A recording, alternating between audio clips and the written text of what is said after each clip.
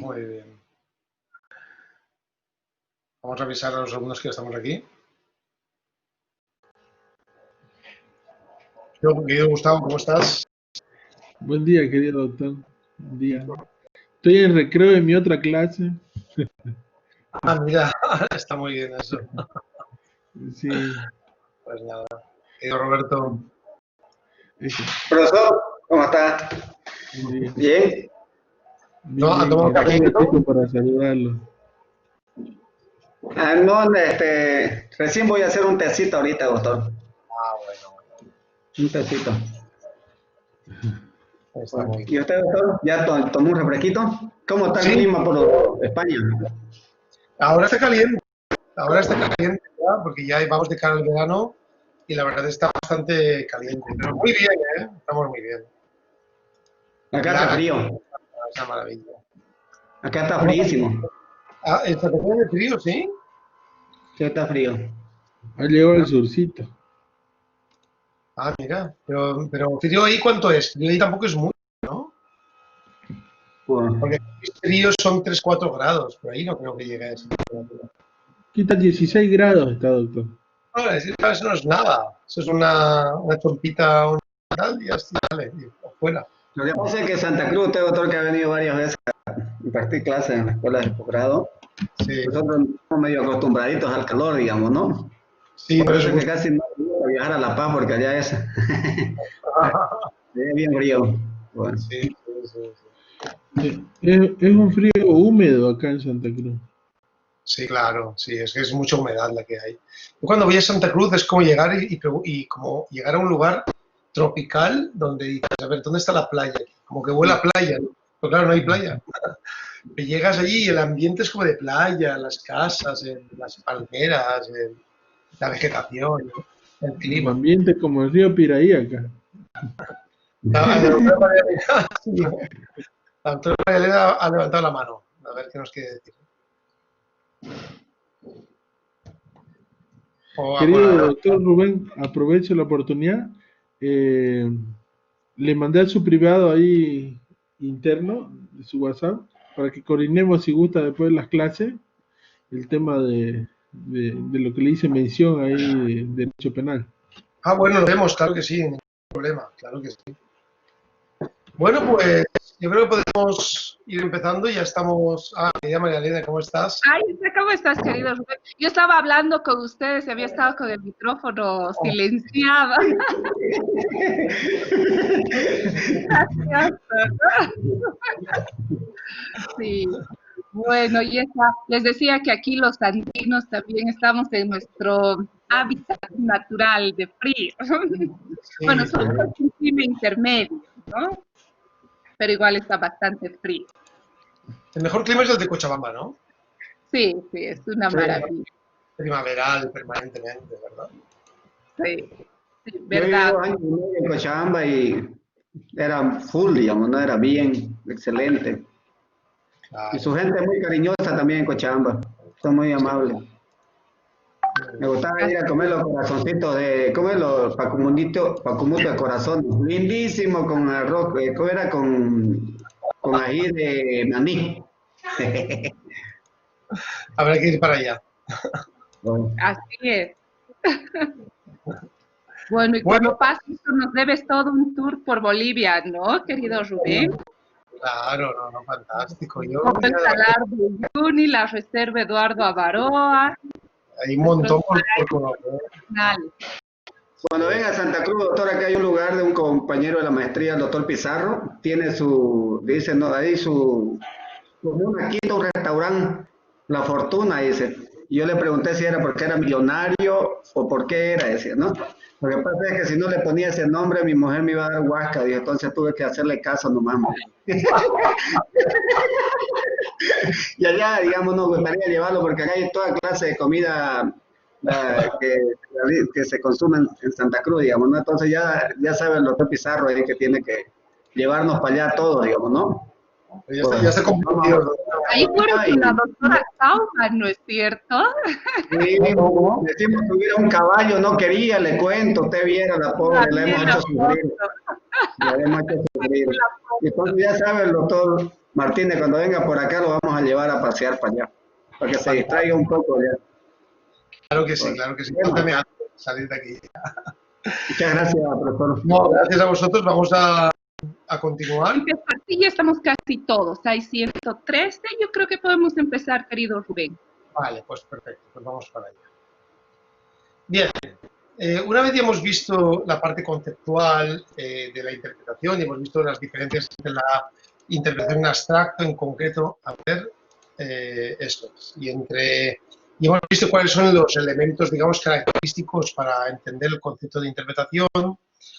Ahora vamos a hablar sobre la distinción entre interpretación legal e interpretación constitucional. Saben ustedes que habitualmente el esquema es el siguiente.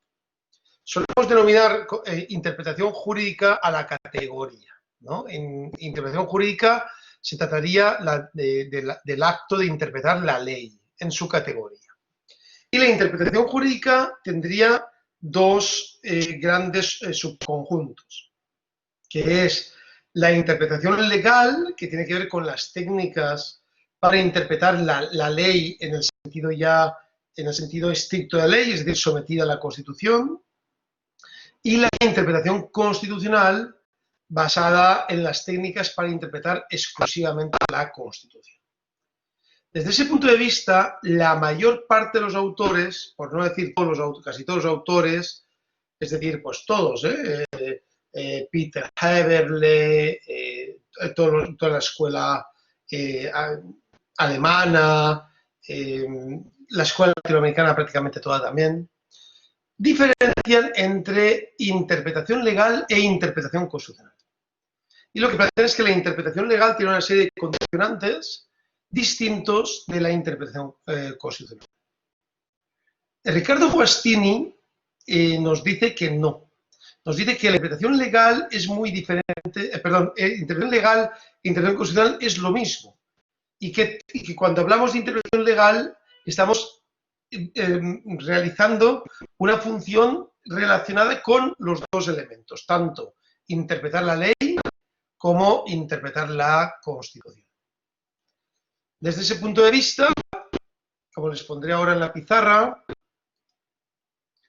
Guastini lo que hace es determinar a través de una serie de una metodología analítica cuáles son las razones por las cuales la interpretación legal y la interpretación constitucional son lo mismo, o mejor dicho, cuáles son las razones por las cuales hay autores que dicen que son categorías diferentes, interpretar la ley e interpretar la Constitución, pero Guastini plantea que son lo mismo. Por eso, la gran pregunta es, ¿existe una especificidad para la interpretación constitucional?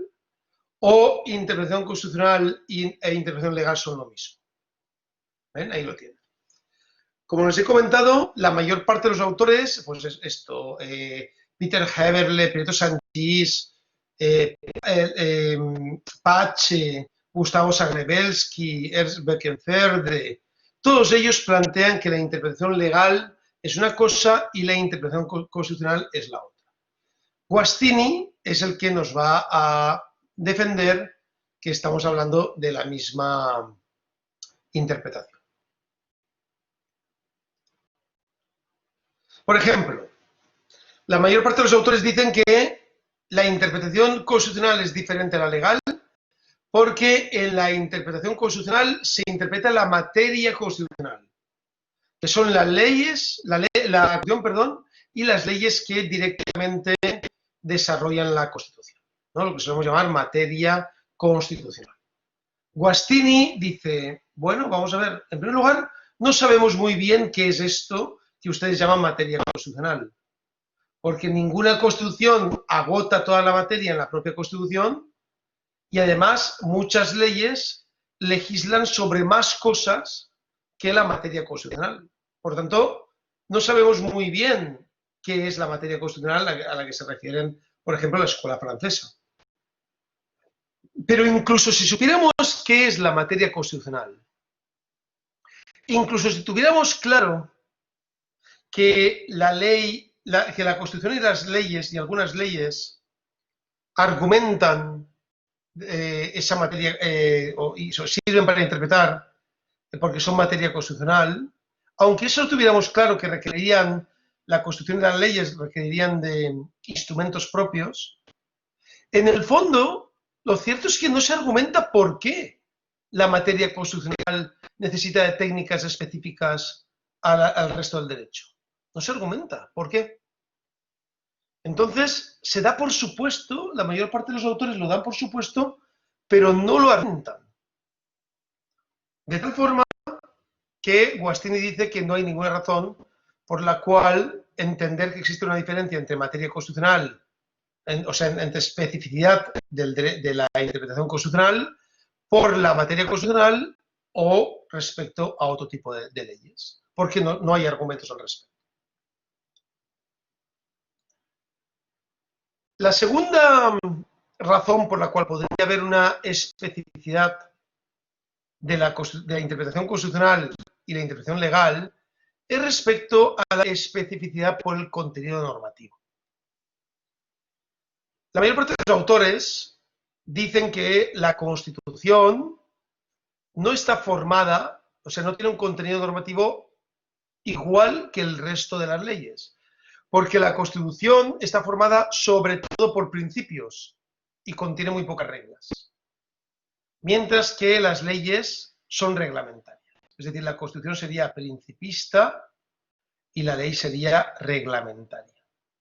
Desde ese punto de vista, como los principios tienen que interpretarse de manera diferente a las reglas, desde ese punto de vista, la Constitución requeriría de una serie de elementos para su interpretación principista diferente de los elementos o los criterios que requeriría la ley para su interpretación, puesto que en esta opera la subsunción y es reglamentaria.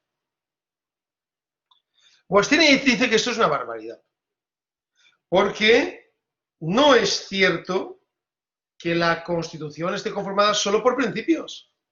En la Constitución también hay reglas.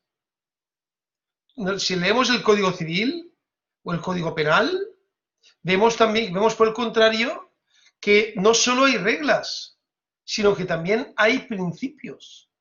Por tanto, si la Constitución incorpora principios y reglas, y las leyes más importantes incorporan principios y reglas, entonces, ¿dónde está el argumento de por qué hay que diferenciar la interpretación legal de la interpretación constitucional? O sea, realmente ese argumento no se da. Desde este punto de vista, Guastini entiende que no hay ninguna razón por la cual tendríamos que diferenciar entre interpretación legal e interpretación constitucional por el contenido normativo.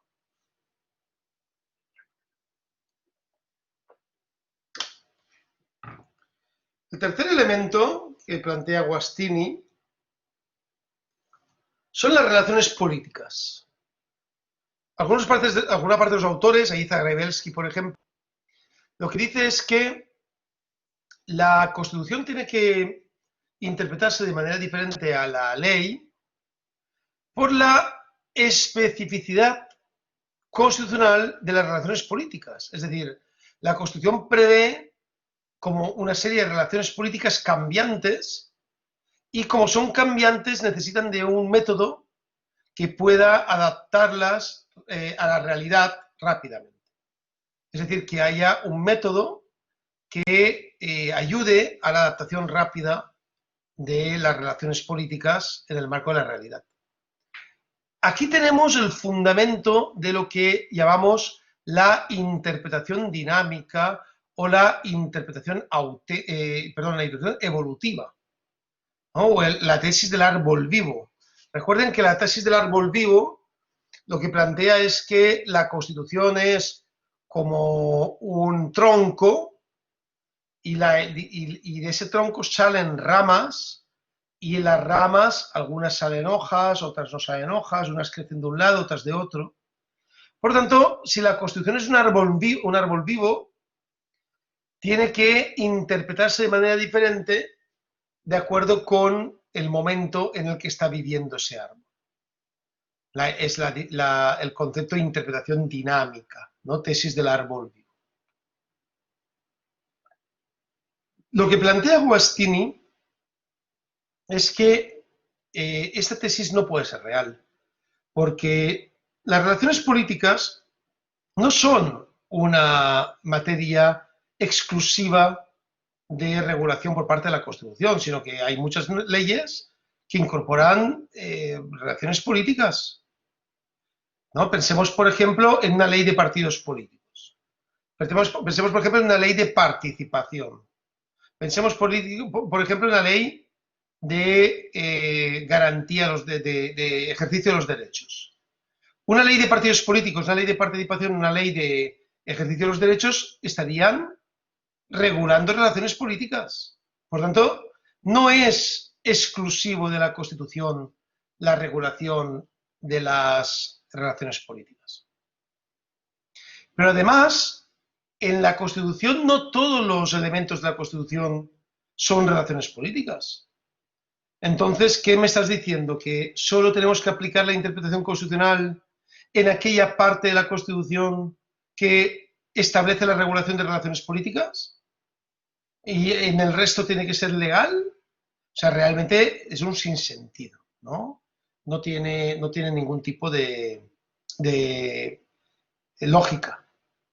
Pero al final, Guastini nos dice algo también muy importante. Dice, vamos a ver, si en el fondo lo que queremos es que las relaciones políticas estén en la Constitución y que la interpretación sea un mecanismo para modificar el significado de la Constitución, porque los tiempos históricos que vivimos son diferentes a los tiempos históricos en los que se creó el texto, que es lo que realmente plantean los teóricos de la interpretación evolutiva, en ese caso, amigas y amigos, estamos haciendo un fraude al poder constituyente, porque ese tipo de cambios no se deberían dar por vía de la mutación constitucional, se tendrían que dar por vía de la revisión constitucional.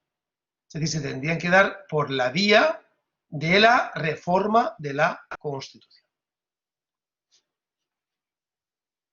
Por tanto, ya han visto los tres elementos principales por los cuales Guastini dice que no hay diferencia entre interpretación legal e interpretación constitucional, en razón de la materia constitucional, en razón del contenido normativo, en razón de las políticas, y falta un cuarto, que es la duración.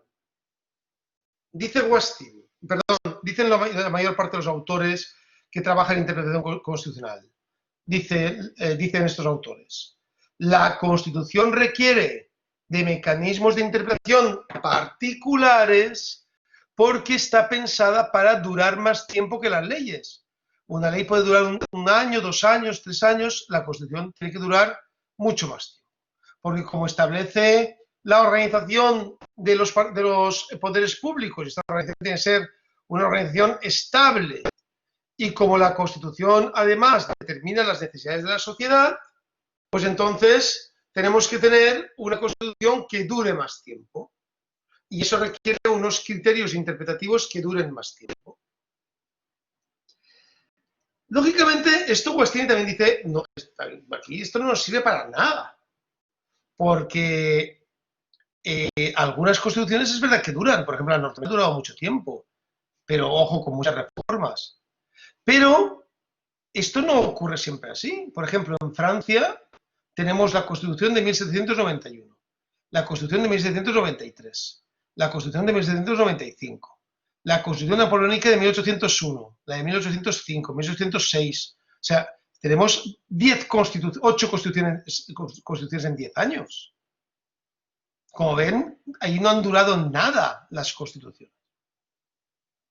Y además, si queremos adaptar un texto a las necesidades de la sociedad, un texto que dura mucho tiempo, entonces Bueno, pues tendremos que hacer lo mismo que hemos dicho antes, reformar la Constitución, no hacerlo por la vía de la mutación constitucional o de la interpretación, porque eso es ir en contra de la propia Constitución. Por lo tanto, si la Constitución no requiere de interpretación particular por la materia constitucional, porque la materia constitucional no es monopolio de la Constitución, y además no sabemos muy bien qué es la materia constitucional, sino que también intervienen las leyes. Si la Constitución no puede ser objeto de interpretación particular porque su contenido normativo no está conformado solo por principios, sino también por reglas, igual que el Código Civil o igual que el Código Penal. Si la Constitución no puede tener unos mecanismos propios de interpretación constitucional, porque este tipo de contenidos normativos, ya hemos dicho que son variables, y además la Constitución no solo regula las relaciones políticas, sino que esas relaciones políticas también son reguladas por leyes. Y si la Constitución no puede ser objeto de mecanismos de interpretación constitucional porque su duración no está preestablecida, dice Guastini, ¿por qué tenemos que diferenciar entre interpretación constitucional e interpretación legal? ¿No sería mejor dejarlo todo en el marco de la interpretación jurídica?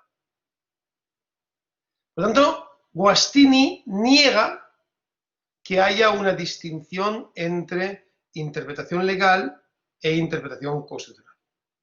Y casi nos convence, ¿no? Porque Guastini es muy bueno convenciendo. Guastini tiene muchos argumentos. Y lo que nos sirve sobre todo es cómo maneja esos argumentos para hacernos pensar. ¿Cuál es mi opinión al respecto? Seguramente la habrán leído en 2 artículos que les he pasado, en mi autoría, sobre interpretación, particularmente en el artículo sobre la interpretación constitucional, ¿no? Pero se la voy a resumir. ¿Cuál es mi opinión al respecto?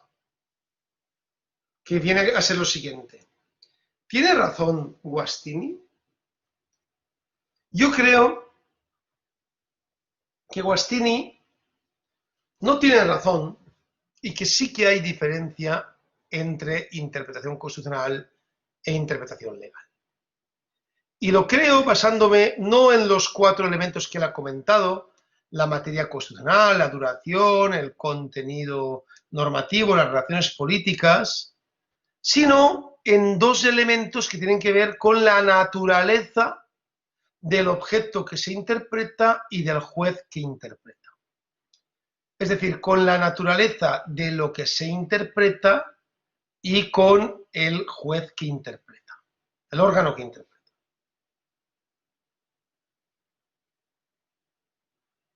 Empecemos por la naturaleza de lo que se interpreta. ¿Qué es el objeto interpretado en la interpretación constitucional? ¿Es una ley? Bueno, es una ley especial, ¿no? ¿Está creada por fórmulas ortodoxas de creación de la ley o elementos formales? Bueno, pues difícil, porque realmente está creado por una asamblea constituyente que ya no está vigente en el momento en que vamos a interpretar la ley. ¿Podemos recurrir a la interpretación auténtica? Pues desde luego no, porque la asamblea constituyente ya no está vigente. En cualquier otro caso, podríamos irnos al órgano que emitió la ley para algún tipo de aclaratoria, pero ahora ya no. ¿Es una ley poco interpretada? No. Es la ley más citada en un ordenamiento jurídico y más interpretada. Todo el mundo interpreta la Constitución, todo el mundo. Los jueces, los abogados, los estudiantes, la ciudadanía en sus casas, los poderes públicos, todo el mundo interpreta la Constitución. Por tanto, la Constitución es el objeto más interpretado. Y es el único donde no es posible la interpretación auténtica, porque no podemos irnos al órgano que emitió la norma en cuanto a que ese órgano ya no está activo. El Tribunal Constitucional hace una función de cierre, pero el Tribunal Constitucional no es el generador de la Constitución, es el intérprete de la Constitución por delegación del poder constituyente. O sea, es el poder constituyente el que ha determinado que el Tribunal Constitucional sea el intérprete de la Constitución. Y por tanto, es el único objeto con lectura normativa vinculante que no proviene del emisor de la norma. Es decir, la lectura normativa vinculante la realiza el Tribunal Constitucional y no el emisor de la norma. Por lo tanto, la Constitución es la única norma fruto del poder constituyente. No tenemos otra. Si la Constitución es la única norma fruto del poder constituyente, claro que hacen falta elementos para poder interpretarla adecuadamente en el marco de un Estado constitucional. Esa sería para mí la razón fundamental sobre por qué la Constitución merece de elementos propios para ser interpretada. Y es porque es la única norma fruto del poder constituyente y la única donde no puede caber la interpretación auténtica, es la Constitución más interpretada y ha delegado su lectura normativa en un órgano diferente al emisor de la norma. Pero no solo eso, sino que también tenemos la función del intérprete. O sea, la función del juez, del máximo juez, ¿no? del Tribunal Constitucional, como intérprete de la Constitución, porque recuerden que la Constitución la interpretan todos los jueces cuando la aplican. En un Estado constitucional todos los jueces interpretan y aplican la Constitución. Pero ¿qué ocurre? Que esos jueces, órganos públicos, agentes, ¿no? Agentes del derecho, esos agentes del derecho a la hora de interpretar la Constitución están sometidos a la interpretación que realiza el Tribunal Constitucional. Pues bien, ante ese sometimiento hay que dejar claro qué diferencia hay entre la interpretación por parte del juez ordinario y la interpretación por parte del juez constitucional. Y es muy importante esta distinción. Cuando el juez ordinario interpreta la ley, busca una unidad de solución justa. Es decir, el juez ordinario, en presencia de un caso concreto, lo que hace es buscar la interpretación correcta para el caso concreto.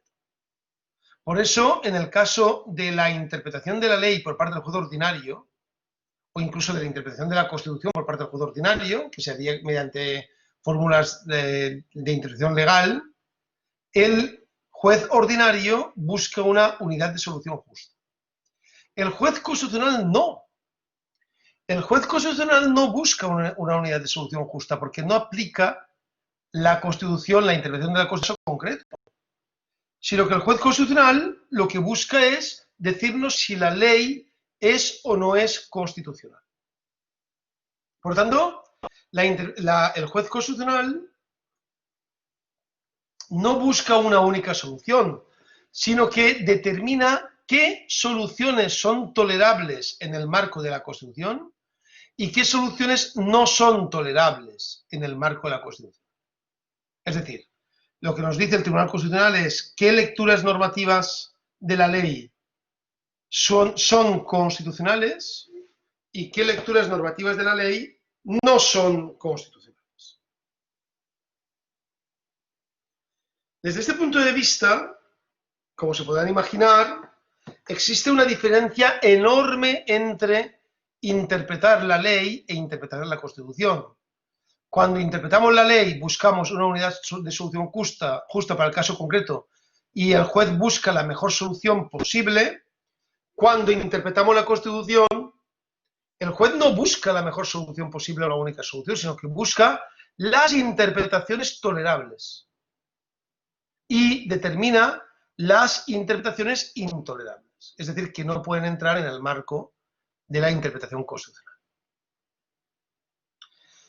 Por lo tanto, ante esa interpretación de la Constitución se requiere una presencia del legislador para que el juez haga su examen, el juez constitucional haga su examen de la norma y determine si la norma es o no es constitucional.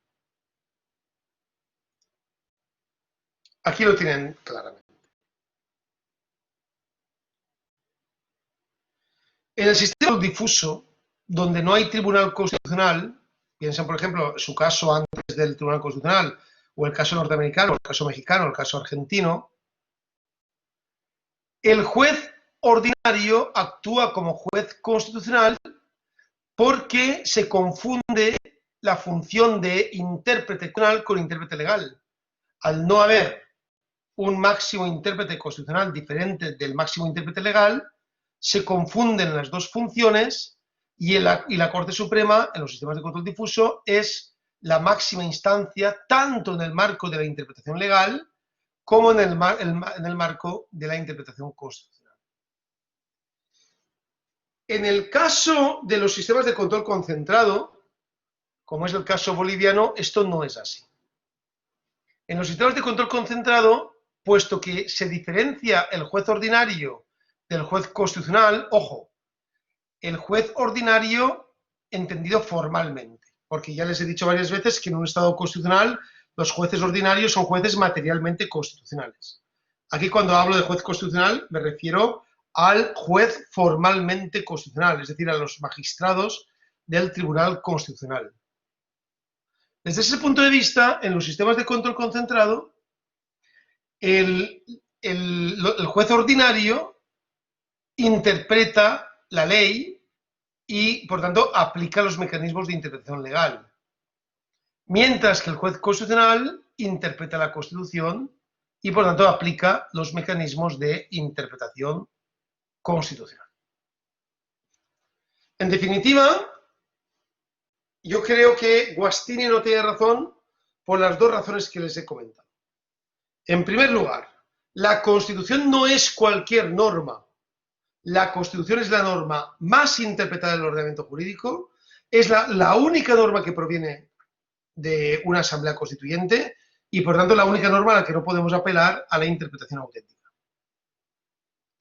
En segundo lugar, el sujeto que interpreta, es decir, el intérprete, no es igual en el marco de una interpretación legal, el juez ordinario que busca una solución de unidad justa para el caso concreto, que en el marco de unos mecanismos de interpretación constitucional, donde el juez constitucional lo que busca son criterios para interpretar la Constitución, diciendo qué lecturas normativas son tolerables y cuáles son intolerables a la hora de declarar la norma, o sea, la ley, constitucional o inconstitucional.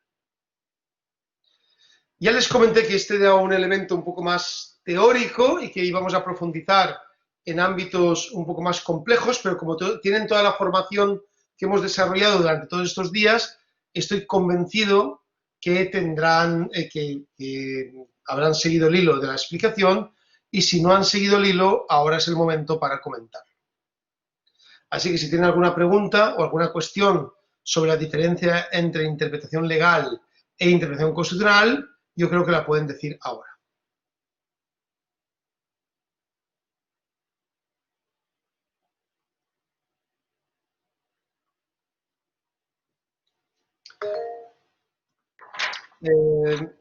Adelante, Steven Mundo. Adelante. Doctor, en otro curso que estuvimos pasando dentro de esta maestría, habíamos analizado este tipo de interpretación que ahora usted nos dice, la interpretación legal a cargo de los jueces ordinarios y la interpretación constitucional a cargo del Tribunal Constitucional, ¿no es cierto? Cuando veíamos en otro curso, habíamos analizado este tema y se dijo que ambas autoridades, tanto los jueces ordinarios como los del tribunal, hacen interpretación constitucional. Cada uno en su distinto campo, ¿no es cierto? Ahora, como usted nos decía, el juez ordinario al aplicar, al argumentar o dictar una resolución, tiene que adecuarla a la Constitución. Es lo que llamamos también el control difuso. Que incluso un abogado al presentar un memorial también tiene que hacer ese control de constitucionalidad. Porque no puede pretender algo o presentar una solicitud fuera del marco constitucional, ya que estamos en un Estado constitucional de derecho. Lo que un poquitito me entró en duda el término, que ahora estamos viendo, según lo que manejaba Guastini, la interpretación legal a una interpretación, creo que es cuestión de terminología nomás, porque creo que el fondo es lo mismo, ¿no es cierto? Gracias. Bueno, vamos a ver. Efectivamente, como he dicho antes, todos los jueces interpretan la Constitución. Es decir, todos los jueces interpretan la Constitución. Porque en un Estado constitucional, todos los jueces son jueces constitucionales. Por eso he diferenciado entre el juez materialmente constitucional, que son todos, y el juez formalmente constitucional, que son los magistrados del Tribunal Constitucional. ¿Cuál es la diferencia entre el juez ordinario y el juez constitucional? La diferencia está en que el juez ordinario tiene como misión buscar una solución para el caso concreto aplicando las normas del ordenamiento jurídico y las normas constitucionales. En la Corte Constitucional no. La Corte Constitucional no busca una solución al caso concreto, sino que la Corte Constitucional lo que establece son los criterios para determinar cuándo una ley es o no constitucional. Por lo tanto, los mecanismos de interpretación de la Corte Constitucional son diferentes a los mecanismos de interpretación de la ley por parte del juez ordinario. Eso no significa que el juez no aplique la Constitución, por supuesto que lo hace. Y cuando lo hace, lógicamente la interpreta. Pero esa interpretación está sometida a la lectura normativa de la Corte Constitucional. Al estar sometida, el juez tiene la obligación, finalmente, de determinar los elementos de su interpretación de acuerdo con lo que le diga la Corte Constitucional. Puesto que la Corte Constitucional utiliza otros parámetros diferentes que los que utiliza el juez ordinario, la función de la Corte es diferente de la del juez ordinario. Entonces estamos diciendo realmente lo mismo. Simplemente que teóricamente es muy importante que determinen el grado de diferencia entre el papel del juez ordinario y el papel del juez constitucional. Fíjense ustedes, en Bolivia imagino que pasará igual, porque pasa en Perú, pasa en Colombia, pasa en España. Aparece este concepto de guerra de cortes, donde la Corte Suprema y la Corte Constitucional muchas veces chocan, ¿no? El choque de trenes, que suele llamarse varias veces. Ese choque de trenes se produce porque ni los magistrados de la Corte Suprema ni los magistrados de la Corte Constitucional saben muy bien cuál es su papel. Porque desde un punto de vista teórico no tiene que haber ningún choque de trenes. Desde un punto de vista teórico, el caso concreto tiene que ser solucionado por la justicia ordinaria. Por la justicia. Y se acabó. La Corte Constitucional no puede entrar a revisar una decisión desde la pura aplicación del principio de legalidad. Solo puede entrar a revisar en el caso que haya una infracción de la constitucionalidad, bien porque una ley se haya aplicado algún tipo de ley inconstitucional o bien porque se haya interpretado algún derecho de manera inconstitucional. Solo en esos casos. Pero si no ha habido violación de la Constitución, la última instancia es la Corte Suprema. Es decir, el Tribunal Constitucional Plurinacional no es una instancia de revisión. No puede ser. No es su función. Por lo tanto, la función del Tribunal Constitucional es ser el máximo intérprete de la Constitución. Y para eso requiere sus propios mecanismos. Y la función del juez ordinario es solucionar los casos concretos a través de los mecanismos que tiene el derecho. Y al final, entre los dos, entre la justicia constitucional y la justicia ordinaria,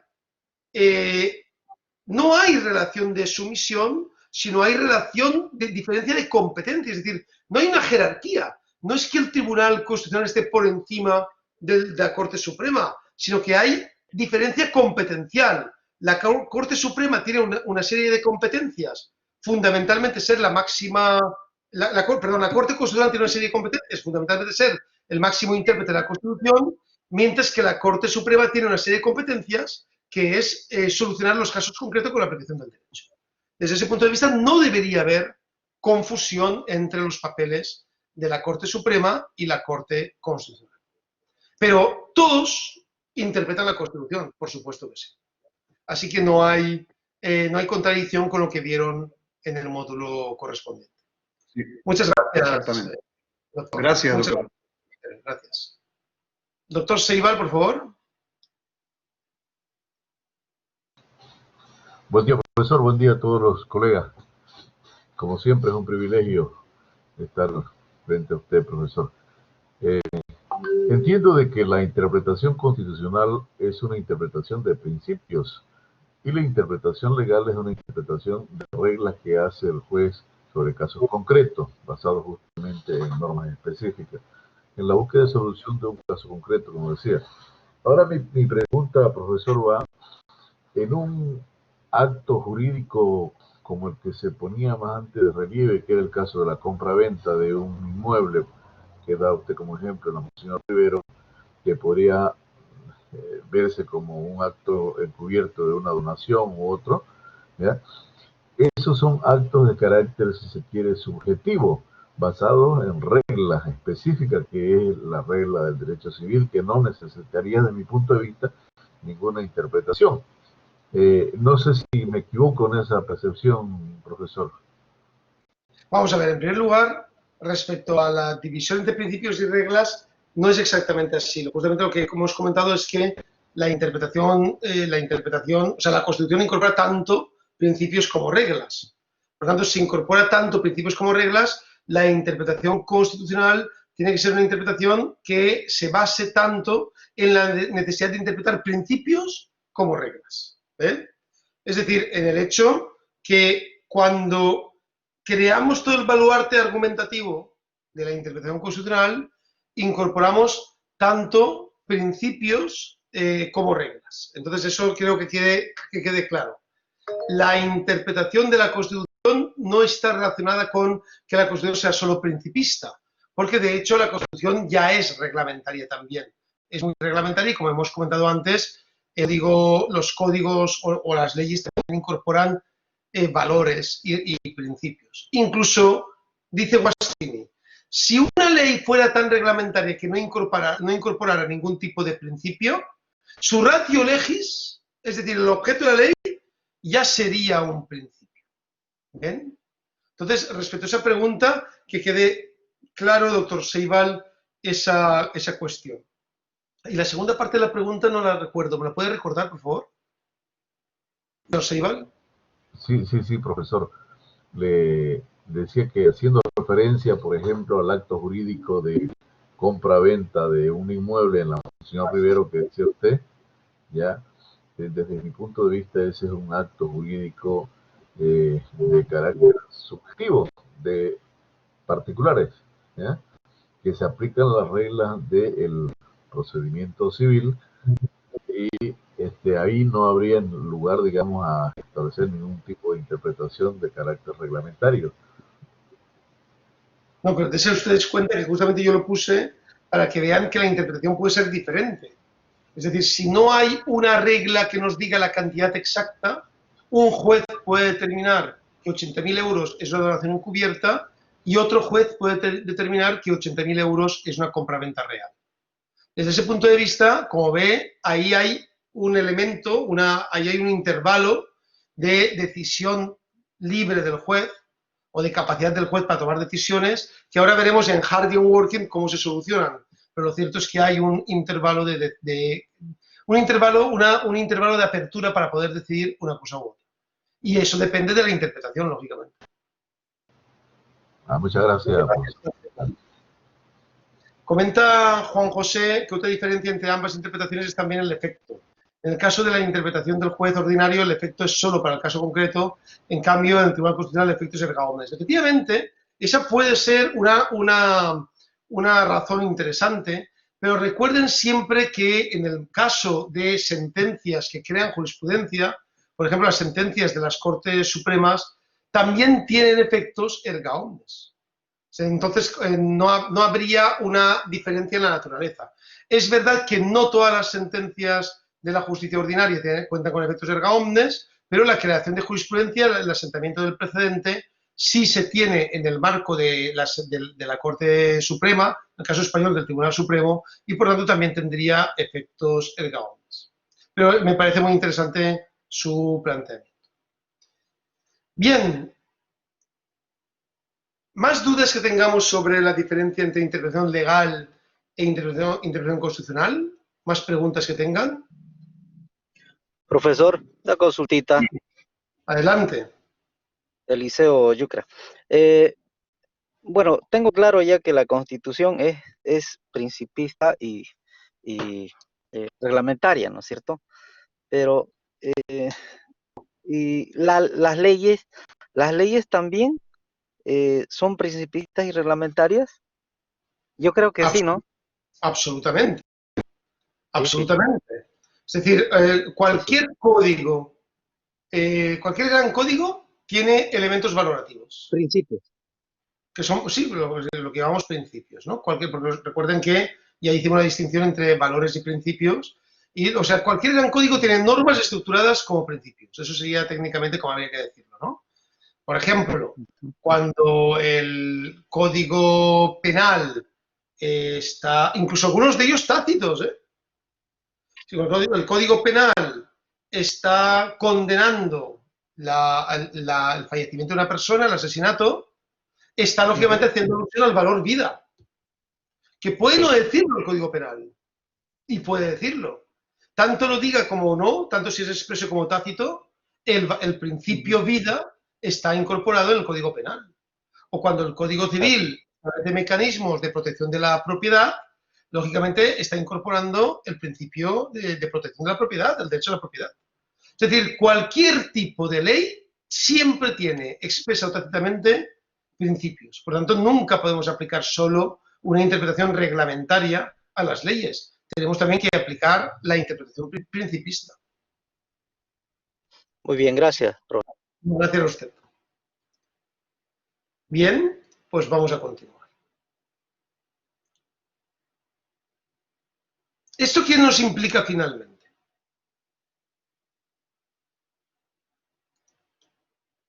La decisión de la Corte Constitucional son decisiones que tienen un fundamento político. Cuando me refiero a político, no me refiero a partidista. Ojo, estoy hablando de político como capacidad de decidir entre varias alternativas, ¿no? Es decir, yo tengo capacidad de decidir entre hacer A o hacer B, y cuando decido B en detrimento de A o cuando decido A en detrimento de B, estoy tomando una decisión política. Pues bien, en el marco de la interpretación constitucional, el Tribunal Constitucional toma siempre decisiones políticas. Siempre.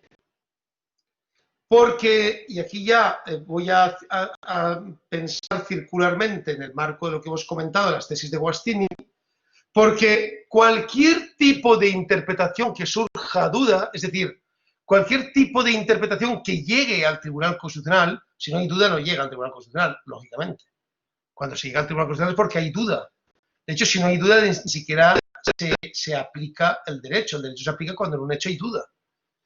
Entonces, cualquier acceso al Tribunal Constitucional siempre es porque hay una duda previa, y en esa duda la decisión del Tribunal Constitucional se toma políticamente porque el Tribunal Constitucional ha hecho lo siguiente. En primer lugar, ha interpretado cognitivamente, es decir, ha buscado las alternativas posibles, y en segundo lugar, ha decidido una de esas alternativas posibles, por lo tanto, ha planteado un principio de interpretación decisoria. Les voy a poner un ejemplo. Constitución española. Ahí, creo que la semana pasada hablamos de este ejemplo. El hombre y la mujer tienen derecho al matrimonio. Y lo dice así, ¿no? Artículo 53, el hombre y la mujer tienen derecho al matrimonio. Interpretación cognitiva. La interpretación abstracta en buscar los elementos que tienen los diferentes significados del significante. Según aplicando los criterios técnicos de interpretación cognitiva, yo puedo obtener dos alternativas. Primera alternativa, como la Constitución distingue entre hombre y mujer, eso significa que el hombre solo se puede casar con una mujer.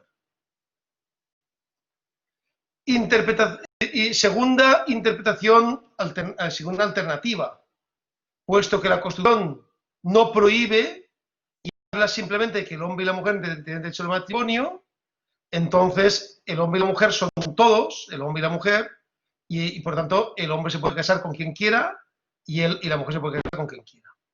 Efectos políticos de las dos decisiones.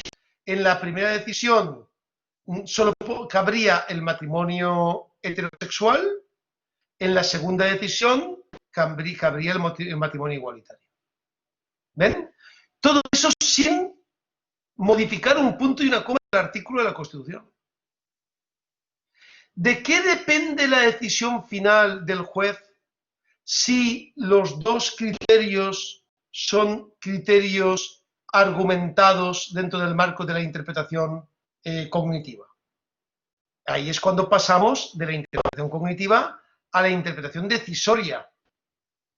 Y lo que decimos es, me quedo con una de ellas. Me quedo con una de ellas. Si creo que todo el mundo tiene que tener derecho al matrimonio, pues impondré o decidiré que el matrimonio igualitario es constitucional. Si creo que el matrimonio solo debe ser heterosexual, decidiré que el matrimonio solo puede ser entre un hombre y una mujer. Pero ahí estoy decidiendo políticamente. ¿Ven?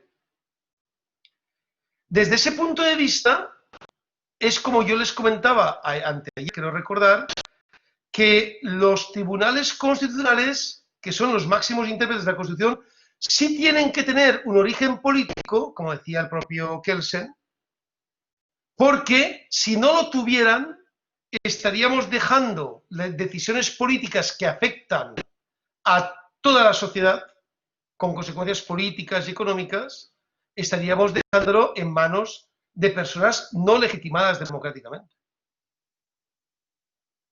Esa es la razón por la cual yo les dije que entendía que el Tribunal Constitucional Plurinacional tenía que ser elegido democráticamente, sin ningún problema, pero que la Corte Suprema y el resto de cortes no. Porque es que el Tribunal Constitucional incorpora criterios políticos para tomar sus decisiones, mientras que la Corte Suprema o el Tribunal Agroambiental, etcétera, no tendrían que hacerlo. ¿Qué elementos intervienen en esta subjetividad? Ojo, esta subjetividad, esta decisión, es una decisión argumentada. O sea, no piensen que las decisiones no son argumentadas. Cuando se plantean este tipo de sentencias, que se llaman sentencias interpretativas, se argumentan para que la decisión se tome. Pero les voy a decir una cosa que si no saben cómo funciona un tribunal constitucional, seguramente les sorprenderá. El argumento que plantea un tribunal constitucional no sirve para obtener una solución. Ojo, el argumento sirve para justificar la solución ya tomada. Es decir, no es que así no funcionan las cosas diciendo yo, Tribunal Constitucional, voy a empezar a estudiarme el caso y llego a una única conclusión, porque ya he dicho que no hay una única conclusión. O sea, podemos llegar por lo menos a dos conclusiones. Si no hay conflicto, y si no hay conflicto, no llega el caso al Tribunal Constitucional. Por lo tanto, tiene que haber por lo menos dos alternativas. Puede haber muchas más, pero por lo menos dos alternativas. Pero los tribunales constitucionales, yo he tenido la suerte de trabajar con varios de ellos, nunca toman la decisión basándose en la argumentación, sino que es al contrario. Primero toman la decisión, que es política, y luego la argumentan. Por ejemplo, en el caso de la sentencia del matrimonio igualitario, en el caso español, primero el tribunal tomó la decisión de reconocer el matrimonio igualitario y por lo tanto el matrimonio entre personas del mismo sexo. Esa es una decisión política. Y cuando se toma esa decisión, yo ya argumento para llegar a esa conclusión. Y es la parte interpretativa. Por tanto, yo, Tribunal Constitucional, he dirigido todo el bagaje interpretativo para argumentar lo que yo quiero argumentar.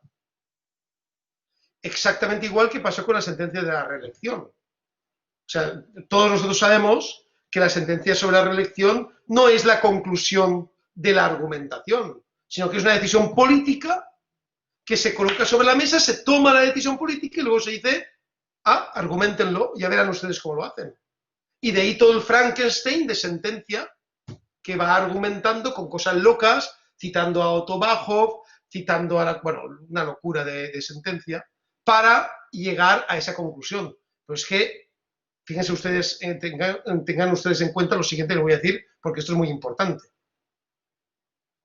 La interpretación del Tribunal Constitucional nunca puede salir de las interpretaciones alternativas. Es decir, si yo digo que un hombre y una mujer tienen derecho al matrimonio, está claro que hay dos alternativas. El hombre y la mujer se tienen que casar entre ellos o cada uno puede casarse con personas de su mismo sexo. Ahí no hay ningún tipo de duda. Por ejemplo, ahí no está en juego si yo me puedo casar con un árbol, por ejemplo, porque ya habla del hombre y la mujer. La pregunta no puede ser, ¿tiene el roble que hay fuera de mi casa, tiene derecho a casarse conmigo o yo tengo derecho a casarme con un árbol? Estas cosas le pueden parecer locas, pero no son así. En el caso, por ejemplo, canadiense, se ha visto, los tribunales han revisado, por ejemplo, si había un derecho a poder mantener relaciones sexuales con un animal, lo que suele llamarse la zoofilia. Y, por ejemplo, se planteó en el marco de los derechos de la naturaleza, en una famosa sentencia de la Corte canadiense, si, por ejemplo, una persona que si se podía tener una relación sexual y de pareja con un gato.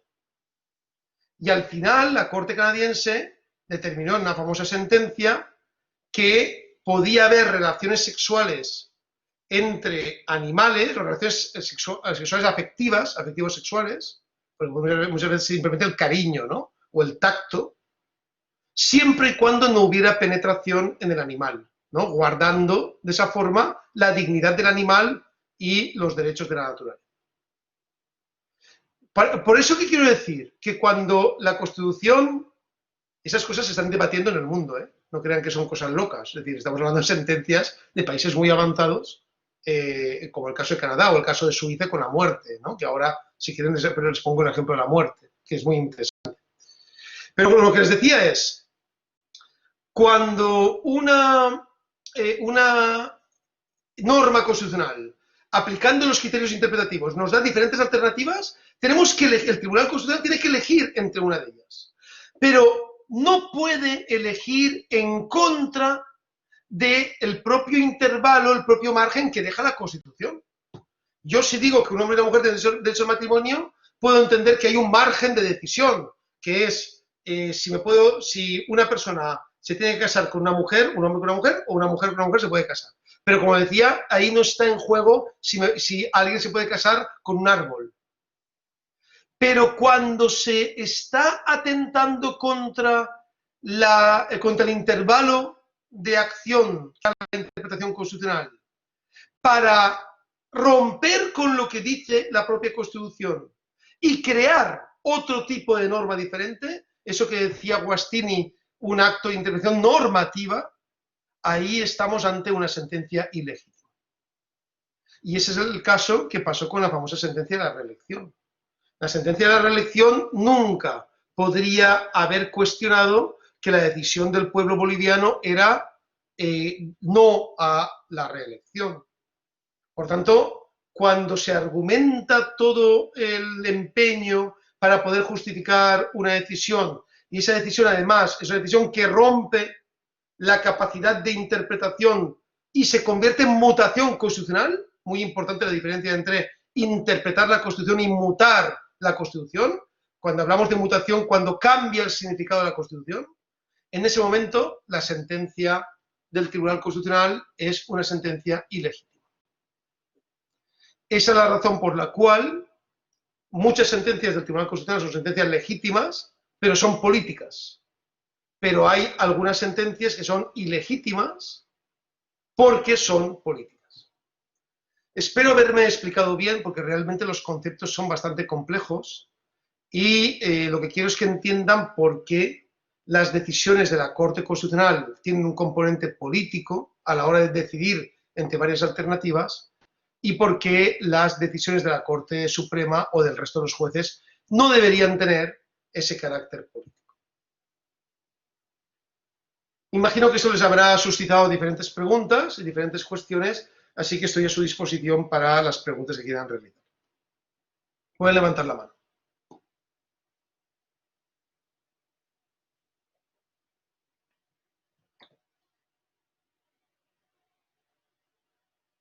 ¿No hay ninguna pregunta? ¿No hay ninguna pregunta? Bueno, pues entonces, si no hay ninguna pregunta, entonces vamos a continuar. Vamos a pasar ya al último de la última parte de la asignatura que vamos a ver. A ver si puedo agregar el archivo.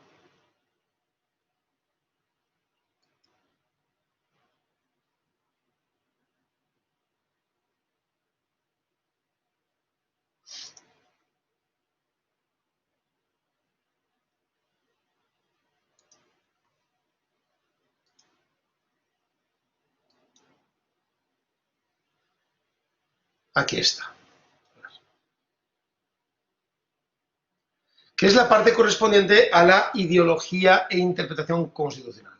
Como ya hemos visto cuáles son las características de la interpretación constitucional, hemos visto cuáles son los elementos definitorios, hemos visto cuál es su problemática y hemos visto cuál es su composición, la diferencia entre mutación constitucional, es decir, cambiar la Constitución en su significado, e interpretación constitucional, que es dotar de una alternativa tolerable a la lectura normativa de la Constitución. Es muy importante esta diferenciación. Ahora ya vamos a pasar a hablar de ideología de la interpretación. Y en esta ideología de la interpretación hablaremos de los elementos sistemáticos en la interpretación, hablaremos de los silogismos, hablaremos del famoso debate entre Hart y Dworkin sobre principios y reglas, y hablaremos de los fines y criterios de la interpretación. Así que también es una parte sustantiva ya, una parte que les va a interesar mucho también en el marco de nuestras clases. Bien, cuando hablamos de ideología de la interpretación, aquí también estoy siguiendo al maestro, a Riccardo Guastini. Cuando hablamos de ideología, ojo con esto, porque estamos hablando de los elementos subjetivos que guarda el intérprete dentro de sí, dentro de su cabeza, a la hora de interpretar un texto. Y esos elementos subjetivos son valores que nos condicionan el comportamiento a los intérpretes. Rebuffa lo explica como sistemas de opiniones y de valores susceptibles de influir o condicionar el comportamiento de los jueces. O Wroblewski nos habla del conjunto de postulados y valoraciones que determinan cómo debe tomar el juez sus decisiones. Como les he comentado ya, la interpretación no es un proceso puro, limpio, que llega a una solución concreta. Si la interpretación fuera así, fuera un proceso limpio y puro, no haría falta ni siquiera un juicio. Todos los que han sido operadores jurídicos, han sido jueces, son profesionales, saben perfectamente que el juicio no está de antemano decidido, bueno, los juicios limpios, no están de antemano decididos, sino que dependen de la argumentación que se haga y de la convicción final que tenga el juez sobre la culpabilidad o no, por ejemplo, o sobre la calificación de un caso o no. Desde ese punto de vista hay toda una serie de elementos que nos influyen a la hora de interpretar la norma. ¿Qué elementos son? Bueno, eso está muy estudiado, sobre todo por Kahneman. Recuerden que Kahneman, que es premio Nobel de Economía, aunque es un psicólogo premio Nobel, muy importante, tiene un libro maravilloso. Les voy a colocar el link. El libro se llama Pensar rápido, pensar despacio. Les voy a colocar el link en Amazon porque yo no sé, yo no lo tengo por lo menos No lo tengo por lo menos en PDF, pero si lo pueden conseguir en PDF, seguramente existirá y seguramente lo podrán leer mejor. Pero si no, para que tengan la referencia, se lo voy a colocar en el chat. Ese libro, Pensar rápido, pensar despacio, Kahneman, que es el fruto de muchos años de trabajo conjunto con todo su equipo, Kahneman establece los elementos que hacen que pensemos de determinada forma y no de otra forma. Y ahí la psicología nos ha dado muchas pistas, porque lo que nos dice Kahneman es que no tenemos muy claro por qué pensamos de determinada manera. No lo tenemos muy claro.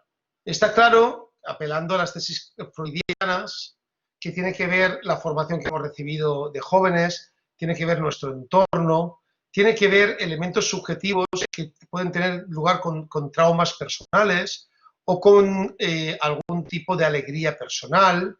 Entonces está claramente estudiado, por ejemplo, que en el caso de norteamericano, donde ya saben ustedes que casi el 80% de los condenados a pena de muerte son personas negras, de color negro, esto no es solo, no es porque las personas negras cometan mayores atrocidades que las blancas, es porque existe un sesgo racista a la hora de interpretar para que el juez finalmente, cuando una persona es negra o latina, tenga más posibilidades de aplicar la pena de muerte que cuando es blanca, ¿no?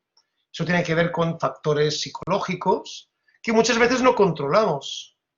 Muchas veces no controlamos. Kahneman plantea un ejemplo muy claro que es el ejemplo de, que además seguramente les servirá a ustedes como jueces, o a los abogados más todavía, que es el ejemplo del estudio que hizo sobre los jueces, cómo toman las decisiones los jueces en Israel, respecto a la gravedad de las sentencias.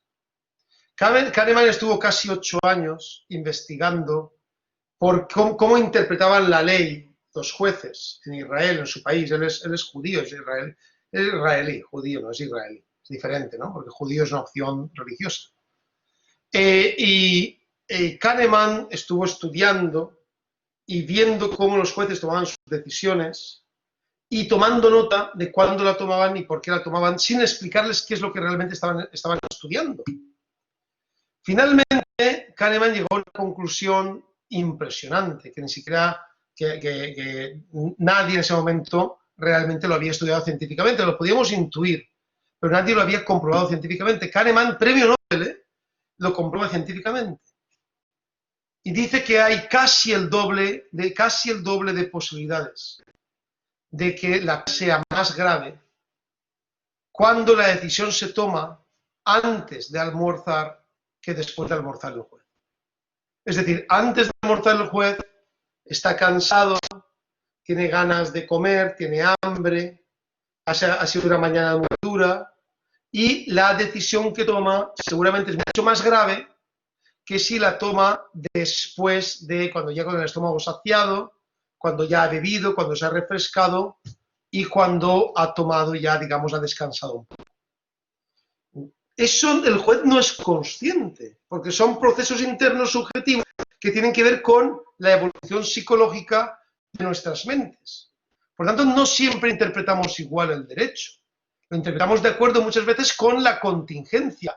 No solo lo interpretamos con la estructura, con cómo hemos sido formados, qué tipo de formación hemos tenido, cuáles son nuestros valores, ¿no? No es lo mismo tener unos valores X que unos valores Y, sino que también tiene que ver con la coyuntura. Es decir, ¿hemos descansado o no hemos descansado? Eso lo decía Holmes, recuerden. ¿Ese día estamos contentos o estamos tristes? Esto es una máquina, es una persona. Por lo tanto, su interpretación muchas veces varía de acuerdo con procesos mentales que él no controla. Muchas veces incluso son procesos físicos, ¿no? O fisiológicos, como por ejemplo tener hambre o tener sed. No se preocupen respecto a las pruebas, yo siempre corrijo las pruebas después de un buen almuerzo, así que en ese sentido no se van a preocupar por eso. Bien, entonces es importante que tengamos en cuenta esta cuestión a la hora de plantear cuáles son los elementos que determinan esa ideología que tiene que ver con la estructura o tiene que ver con la contingencia a la hora de tomar decisiones, o sea, de interpretar la norma por parte del juez. Sandra, doctora Sandra, adelante, doctora Sandra, por favor. Doctora Sandra.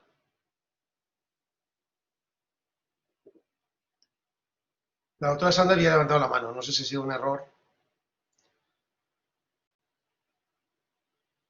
Bueno, pues seguramente ha sido un error.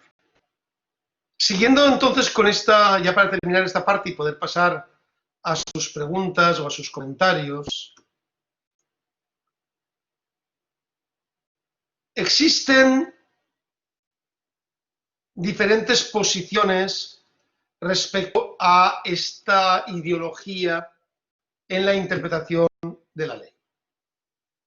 Esas interpretaciones tienen que ver con lo que podríamos llamar posiciones radicales y posiciones moderadas.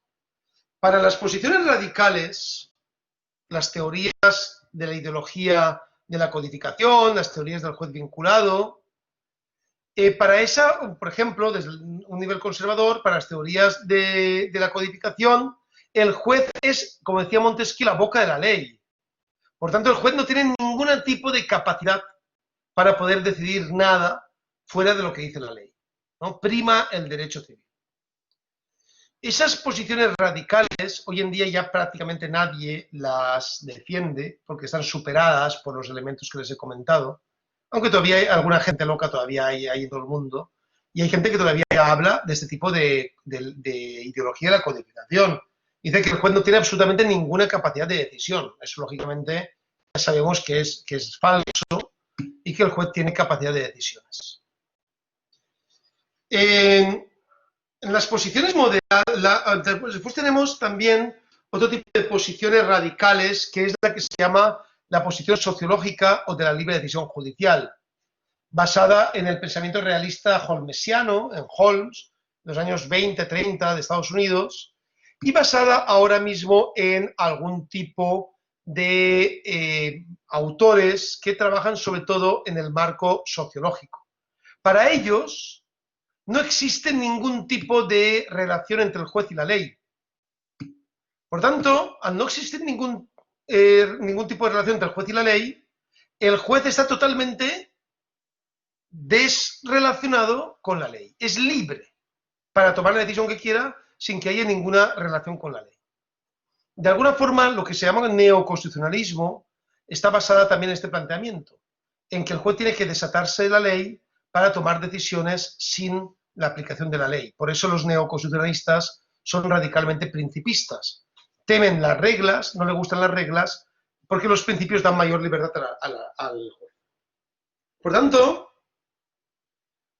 las posiciones radicales son de dos tipos, como he dicho. Por un lado, la más conservadora, que es la posición de la codificación o del juez vinculado, que dice que el juez no tiene ninguna libertad, y las más radical en el marco sociológico, que dice que el juez tiene toda la libertad y que el juez no tiene que tener, a la hora de interpretar, ningún tipo de relación con la ley.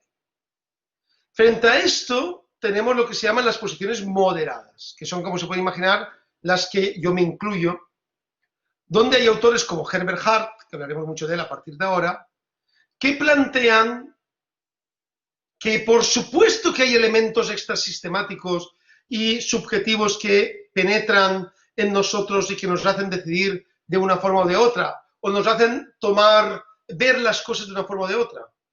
Pero eso no significa que no haya una legalidad que cumplir, que no haya una argumentación que cumplir, que no haya una constitución que cumplir. Por lo tanto, para los teóricos del criterio legal racional de la interpretación, el juez tiene algunos elementos en el marco de su subjetividad, pero la gran parte de su trabajo lo realiza en el marco de la objetividad de la ley. De acuerdo con estas tres posiciones, la posición de la teoría de la interpretación legal racional o del juez vinculado, la posición de la teoría del juez vinculado, la posición de la teoría legal racional o la posición de la teoría sociológica, en ese marco tienen ustedes prácticamente un esquema de cómo y dónde se sitúan cada uno de los diferentes autores, y cada vez que los lean van a poder categorizarlos en alguna de estas posibilidades o de estas alternativas. Y con esto ya he terminado la parte de explicación de qué entiendo, qué se entiende por ideología de la interpretación, y ahora vamos a entrar a hablar de las teorías de los elementos sistemáticos y las diferentes teorías según la Ilustración y según el debate hardworking, o según los escépticos, que también es importante. Así que, adelante, si tienen alguna pregunta o alguna cuestión, creo que es el momento en que la pueden realizar. Pueden levantar la mano y participar.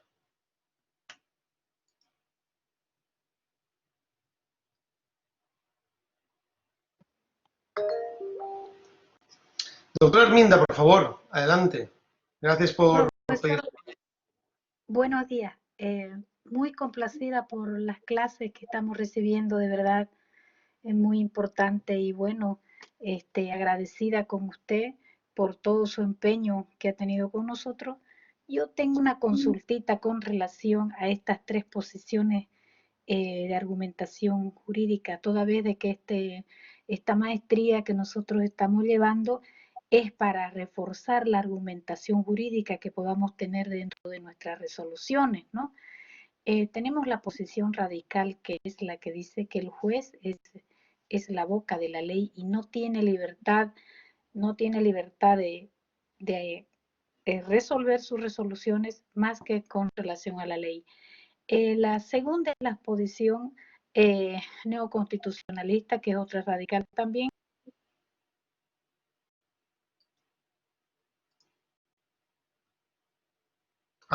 Se ha cortado, doctora Arminda. Creo que hoy están teniendo problemas con el internet. A ver si ahora lo escuchamos. ¿Ahora sí? ¿Me escucha? Sí, estaba diciendo que la postura neoconstitucionalista, que también es una postura radical, efectivamente. Sí, es otra postura, también es otra posición radical, es radical, pero contradictoria a la anterior, que es donde dice que el juez no tiene una relación entre el juez y la ley, tiene toda la libertad para resolver. Y la tercera, que es la posición moderada, donde la autoridad jurisdiccional debe resolver de acuerdo al principio de legalidad, a la norma y a la Constitución, sobre todo aplicando los principios de objetividad. Yo quiero preguntarle, doctor, sobre todo en esta última posición, con relación a la actuación del juez, la posición moderada, dentro de lo que establece la misma fundamentación y la objetividad que tiene que tener el juez. Por favor, ahí quisiera que nos explique un poco más. Muy bien, perfecto. Ahora lo vamos a ver porque vamos a ver mucho esta posición moderada. Ahora vamos a ver el debate Working Hard para que vean cuál es el debate doctrinal que hay ahí. Van a ver que ahí hay un debate doctrinal muy fuerte, porque justamente es este marco de libertad el que plantea la capacidad de decisión del juez. Pero ya le adelanto que las posturas moderadas lo que entienden es que no tenemos que mortificarnos por el hecho de aceptar algo que es inherente a la función judicial. Y ese algo que es inherente a la función judicial es que no va a ser lo mismo que interprete la norma un juez que tenga, por ejemplo, una voluntad social o una decisión progresista, a que interprete la norma un juez que tenga un pensamiento a lo mejor más conservador o que esté más a favor, por ejemplo, de los poderes económicos. Desde ese punto de vista no tenemos que mortificarnos, sino que lo que tenemos que hacer es mejorar la objetividad del derecho. Es decir, mejorar la objetividad del derecho para justamente poder ir reduciendo esa capacidad de decisión del juez. Es verdad que eso no va a ocurrir nunca, es decir, que nunca se podrá reducir cualquier tipo de decisión de ámbito de capacidad del juez. Eliminarlo, eso va a ser imposible, lo decía antes Guastini y tiene toda la razón. Pero de ahí a pensar, y tampoco podemos pensar que el juez puede ser una boca de la ley, eso lo decía Montesquieu y estaba totalmente equivocado. Pero tampoco podemos pensar que el juez es una persona discrecional que toma las decisiones por capricho. Eso no lo podemos pensar nunca. Eso iría en contra del principio de un juicio justo. Por lo tanto, lo que tenemos que entender es que la mayor parte de los teóricos de la posición legal racional lo que entienden es que el derecho objetivo se aplica y va creando espacios de discrecionalidad, que son espacios cortos, y que no podemos ni negar que existe ese espacio de discrecionalidad, ni podemos creer que eso es lo peor que nos puede pasar en la humanidad, porque forma parte de la naturaleza de los seres humanos. Es decir, las ciencias sociales no son exactas, son constructos, el derecho es un constructo, la justicia tal y como la entendemos es un constructo creado por las personas y por lo tanto, desde ese punto de vista, tiene sus límites como construcción creada por las personas. Si leen a Harari, creo que les recomendé a Harari el libro Sapiens, que es un libro maravilloso. Si tienen que leer un libro este año, lean este libro, es un libro espectacular, donde nos habla del derecho como procesos imaginarios. El derecho son imaginaciones del ser humano. Cuando el derecho dice cosas, las dice porque las crea, no porque sean así. Por ejemplo, cuando el derecho dice, todas las personas son iguales. Esto es una construcción a la que hemos llegado las sociedades, que para poder determinar la dignidad de las personas y la igual garantía de sus derechos. Pero en el mundo natural no hay ninguna persona igual que otra. O sea, de hecho, el principio natural sería diferente. Todas las personas son diferentes. Entonces, cuando creamos una ficción que trae consecuencias como la justicia, como el derecho, son ficciones, son constructos, la Constitución es un constructo, la Constitución no existe si no la construimos nosotros. Cuando eso lo hacemos, estamos creando elementos que en su naturaleza tienen mecanismos limitados, entre ellos, por ejemplo, su aplicación.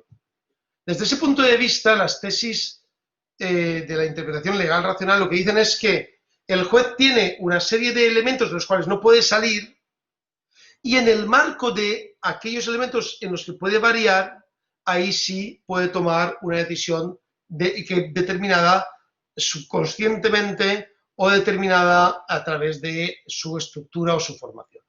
Por eso, cuanto más formado esté el juez, mejores decisiones tomará. Muchas gracias, señora Arminda. Espero haber contestado su pregunta. Muchas gracias, profesor. Muy amable. Bueno, si no hay más preguntas, pues entonces vamos a continuar.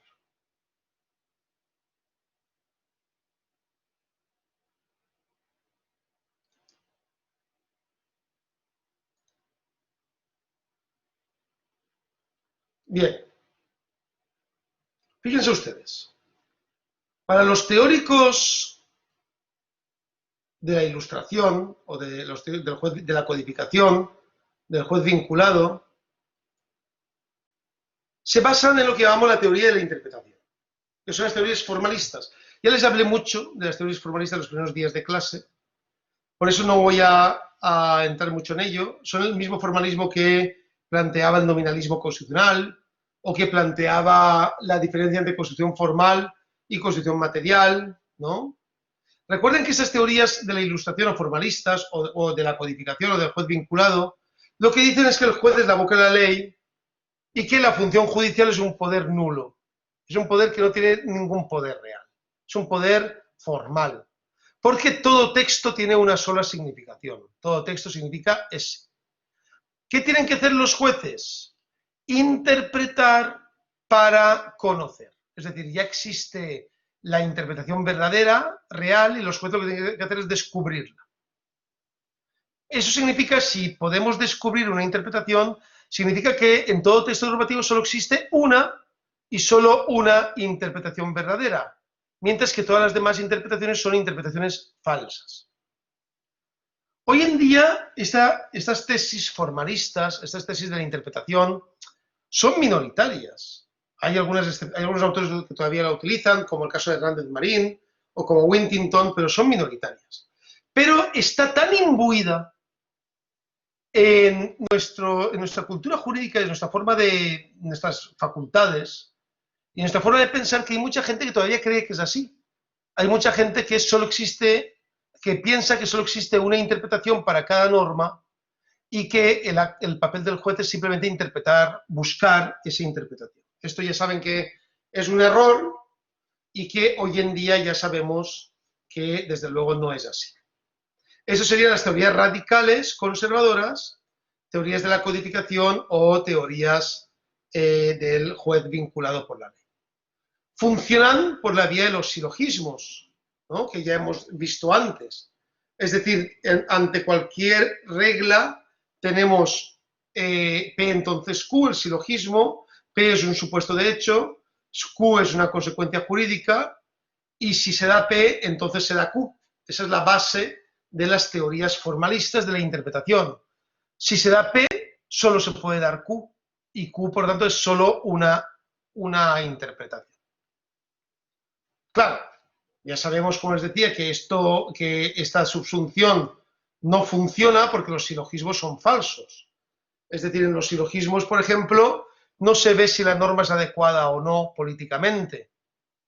No se sabe si la norma es adecuada o no en el marco contextual en el que estamos. No se reconoce si se han probado los hechos. O sea, vamos a ver. El hecho de que haya una prueba de los hechos significa que los hechos pueden perfectamente darse por probados por el juez, pero no será así.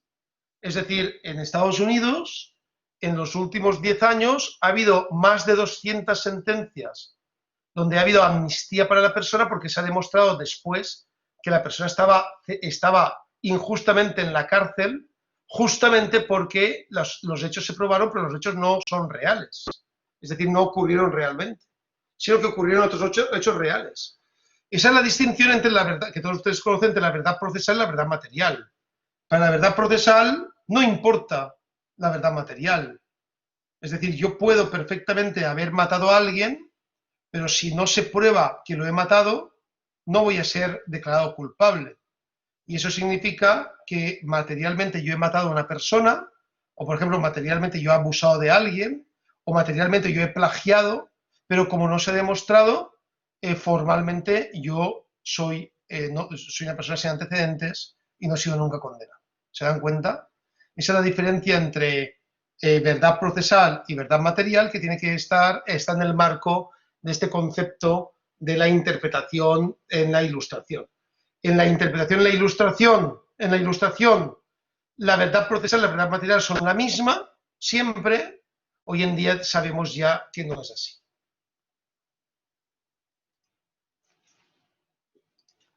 Luego entramos ya en lo que solemos llamar neocognitivismo contemporáneo. Los neocognitivistas contemporáneos los relacionamos con lo que antes hablábamos de la ideología legal racional, es decir, la ideología que plantea que el derecho existe y tiene eficacia, pero que racionalmente podemos encontrarle también elementos extrasistemáticos a la interpretación. Hoy en día, la mayor parte de los teóricos son neocognitivistas, y el padre de todos ellos es Herbert Hart. Herbert Hart escribe en 1961 un libro espectacular, espectacular. De esos libros que les digo que tienen que tener en sus bibliotecas, de una capacidad analítica impresionante y con una claridad de ideas que pone los pelos de punta, que se llama El concepto del derecho. Tienen ustedes versiones, a mí la versión que más me gusta, sin ninguna duda, es la traducción argentina, que tienen publicada en De Palma, y que es una gran versión. En el concepto del derecho, Herbert Hart rompe con los principios del positivismo ideológico de su maestro Austin. Recuerden que Hart es un positivista revisionista, es decir, él habla, es un post-positivista, ¿no? Y Hart lo que plantea en el concepto del derecho es que existe una idea, una posibilidad, que es que el juez se encuentre ante un caso difícil. Lo hemos dicho antes. Hart diferencia entre casos fáciles y casos difíciles. Los casos fáciles es porque o bien tenemos seguro que vamos a aplicar la norma, o bien tenemos seguro que no vamos a aplicar la norma. Es decir, si yo digo, por ejemplo, que existe una eximente que es ser menor de edad para poder juzgar un delito, está claro, si la persona acusada es mayor de edad, por supuesto que aplicaré la norma y lo juzgaré. Si la persona que es acusada es menor de edad, en ese caso yo también aplicaré no aplicaré la norma en cuanto que no lo juzgaré, pero sí aplicaré la norma en cuanto que aplicaré la eximente. Entonces serían casos fáciles. Pero ¿qué ocurre cuando tenemos un caso difícil? En un caso difícil estamos hablando de la posibilidad de que cualquiera de las dos decisiones que tomemos sean decisiones legítimas. Voy a poner el ejemplo del apartamento de los 80.000 euros que vamos a comprar por la Monseñor ahí en Santa Cruz. Como he comentado antes, para Hart, si el padre vende al hijo el apartamento por $1.000, es un caso fácil, porque claramente ha habido una donación, una compraventa encubierta en una donación simulada. Si el padre ha vendido al hijo el apartamento por $200.000, también es un caso fácil, porque claramente ha habido una compra real, una compraventa real. Pero ¿qué pasa si el padre ha vendido al hijo el apartamento por $80.000? Aquí no lo tenemos claro, porque tanto si yo condeno al padre por decir que es una compraventa simulada, como si no lo condeno por decir que es una compraventa real, estaría tomando decisiones basadas en la ley. Y en ese caso, estaría tomando una decisión justa. Tanto una cosa como la otra, dirá Hart, es justo. Por lo tanto, el neocognitivismo contemporáneo no niega la vaguedad del lenguaje, es decir, la textura abierta del lenguaje normativo, pero sí la limita a los casos difíciles. Aquí está lo importante. La limita a los casos difíciles. Y en los casos difíciles, la decisión tomada es un acto de voluntad. Ahora luego retomaremos a Hart para poder determinar, en el marco del debate Hart-Working, cuáles son los elementos básicos de este debate. Y para finalizar tenemos a los escépticos. Recuerden que los escépticos están basados en la falta de formalismo, es decir, son unos autores que huyen del formalismo y que se emparentan con lo que se llamó el realismo jurídico de principios del siglo XX, Holmes, Gray, que ya les comenté que niegan la efectividad de la forma. O sea, Holmes fue magistrado de la Corte Suprema norteamericana, no crean que fue un señor que vendía chucherías en un estanco, era una persona muy importante. Es uno de los 10 juristas más importantes que ha tenido nunca Estados Unidos. Y ya saben que Holmes decía que da igual lo que hagas, al final, frente al juez, el juez impondrá su decisión. En ese sentido, él se sentía realista, ¿no? Él decía, yo soy realista. Si el juez te quiere condenar, se va a buscar la forma de condenarte. Si el juez te quiere liberar, va a buscar la forma de liberarte. Y todo eso lo va a hacer sin que haya ningún problema, porque lo va a hacer vía interpretación constitucional, interpretación jurídica, ¿no?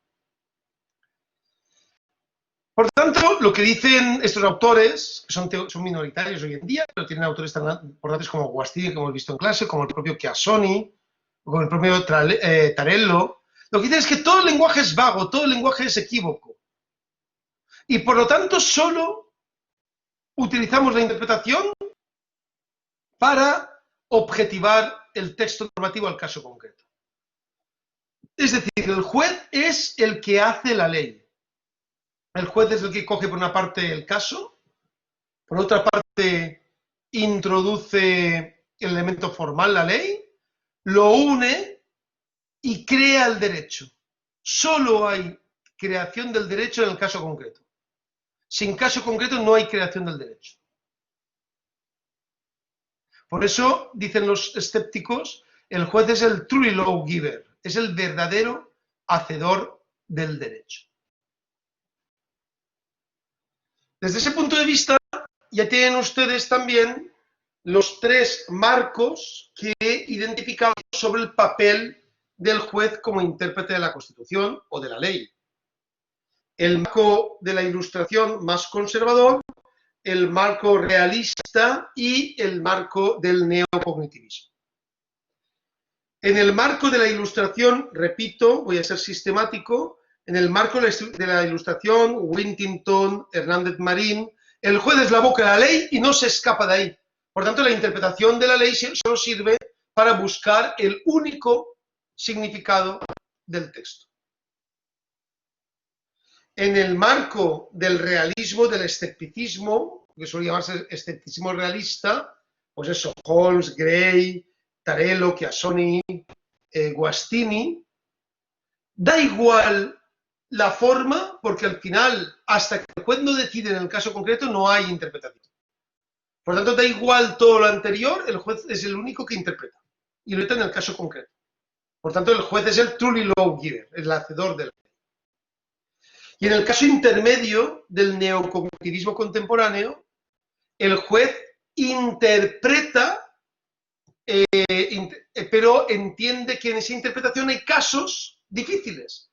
La mayor parte de los casos son casos fáciles, pero hay casos difíciles en los cuales la interpretación finalmente no nos funciona y tendremos que decidir discrecionalmente si tomamos la decisión A o tomamos la decisión B. Bien, con esto ya tienen ustedes un escenario muy importante de las diferentes categorías de la interpretación constitucional, siguiendo a Guastini, y de esa forma ustedes ya también podrán incardinar en cada uno de sus ámbitos a los diferentes autores cada vez que se refieran a ellos. Así que ahora es el momento, porque ya vamos a pasar a la última parte del asunto, que es el debate Working Hard y el debate, vamos a ver tres cosas al final, el debate Working Hard, el debate entre Ferrajoli y Alexi, y la relación entre jerarquía y aplicación, y prácticamente con eso finalizaremos el módulo. Entonces sí quería saber si tienen alguna duda o alguna pregunta, porque ahora es el momento de realizarla. Así que por favor pueden levantar la mano ante cualquier cuestión que haya al respecto.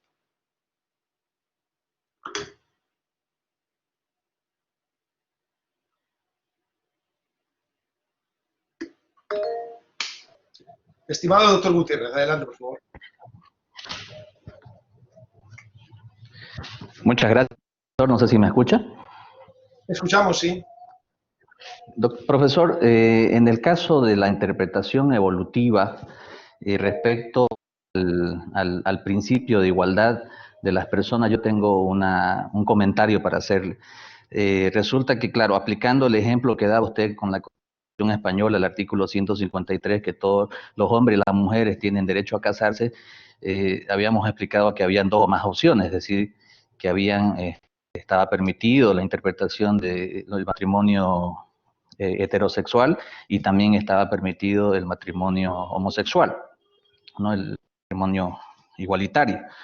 Pero también se puede hacer otra interpretación, doctor, ¿no? Se puede interpretar de que un hombre puede casarse con dos o más mujeres, ¿no?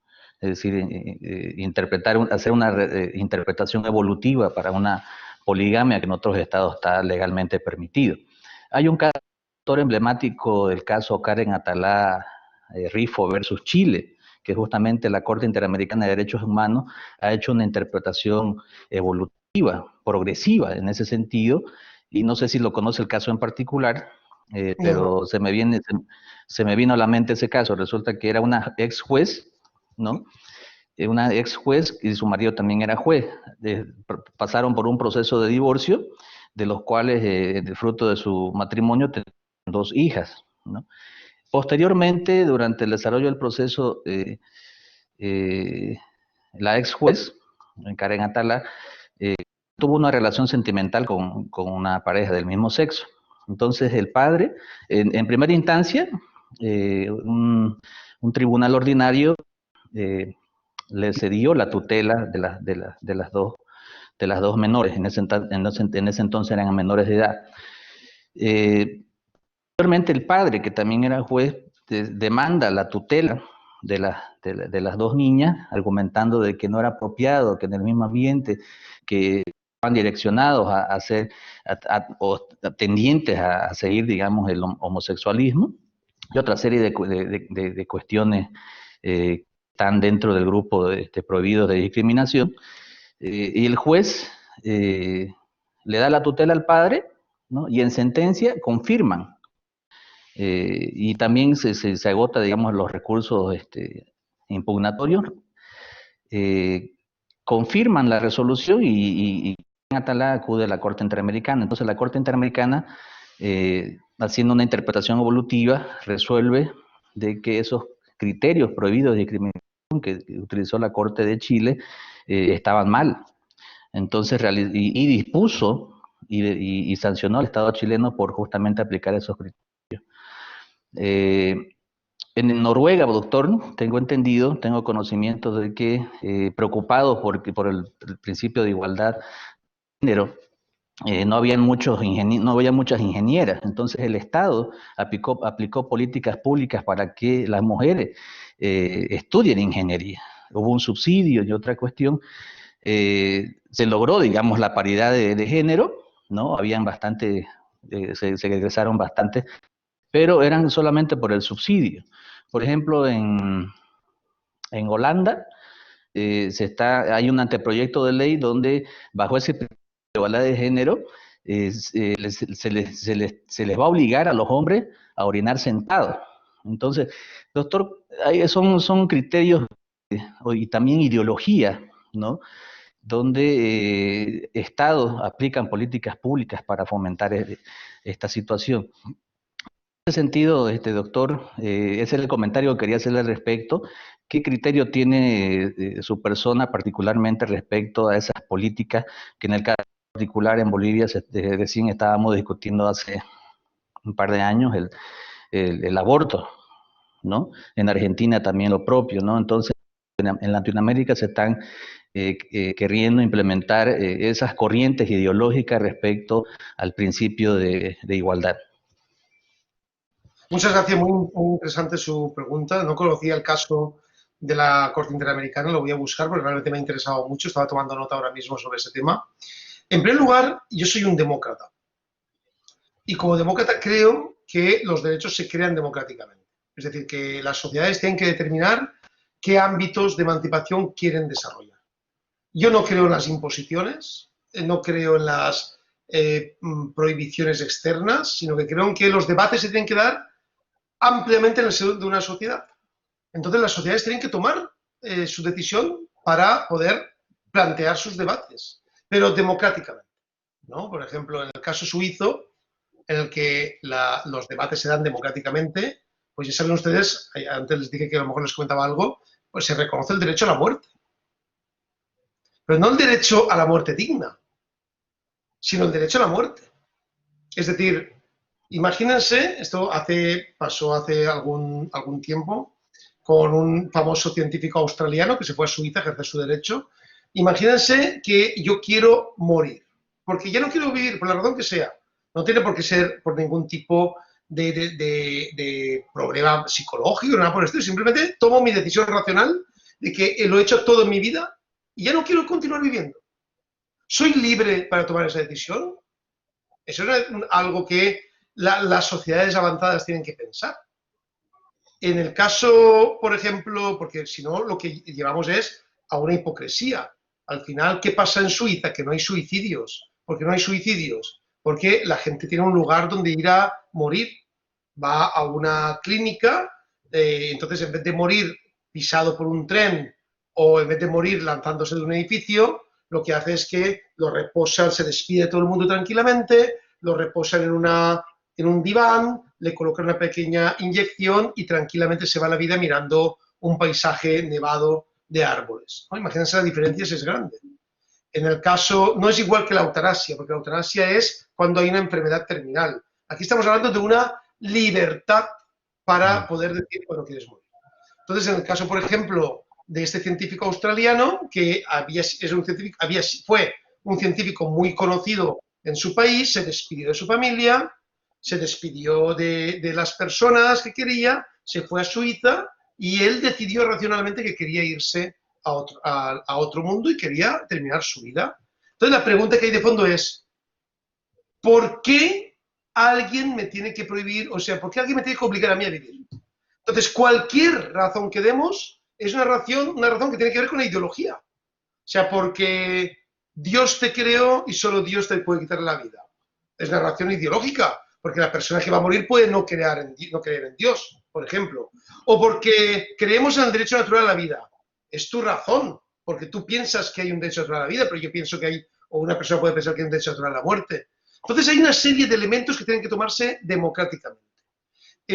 Cuestiones como el aborto, cuestiones como el matrimonio igualitario, son cuestiones que tienen que tomarse democráticamente, argumentándolo y poniendo sobre la mesa los casos para darles soluciones.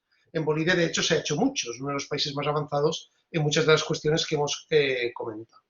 Dicho esto, no hay diferencia en el marco de la interpretación sobre, decíamos, del hombre y la mujer tienen derecho al matrimonio, porque ahí nos referíamos al hombre y a la mujer. Nos referíamos a si se podían casar entre ellos o no. Por supuesto que yo creo también que poco a poco este tipo de decisiones pueden ir viendo o aplicándose a otro tipo de relaciones que pueda existir. Por ejemplo, ya saben ustedes que su Constitución ya no habla de familia, habla de familias, porque hoy en día igual familia es padre, madre y sus hijos que un abuelo con la nieta o que un tío con su sobrino. Es decir, son las mismas familias y son familias igual. Y nosotros, por ejemplo, en el caso español ya hablamos de unidades de convivencia, que son personas que, por la razón que sea, también deciden vivir juntas. Y ahí incorporamos, por ejemplo, las relaciones de poliamor, que son relaciones donde realmente hay diferentes personas que conviven entre ellas en el marco de una relación racional y sexual, afectivo-sexual. Entonces, claro que todas las cuestiones están cambiando, están transformándose, pero tienen que hacerse siempre democráticamente, tienen que hacerse siempre en el marco de la argumentación, sin ningún tipo de imposición de nadie, etcétera, ¿no? Eso creo que es importante. Muchas gracias por su intervención, estimado Franz. Gracias, querido doctor, a usted. Un saludo. Bueno, pues si no hay más palabras, que nos podemos, ya son las 6 de la tarde aquí pasadas, nos tomamos 15 minutos para descansar, tomar un poquito de agua, tomar té, que a mí ya se me ha acabado ya el té aquí, y regresamos en 15 minutos para la parte final del módulo. Muchas gracias. Excelente, querido Rubén. Entonces, en Bolivia a las 12:15 volvemos y en España 6:15. Muchas gracias, estimada María. Gracias a ti, excelente, querido Rubén. Muchas gracias. ¿Por qué el certificado? Ya no, ya.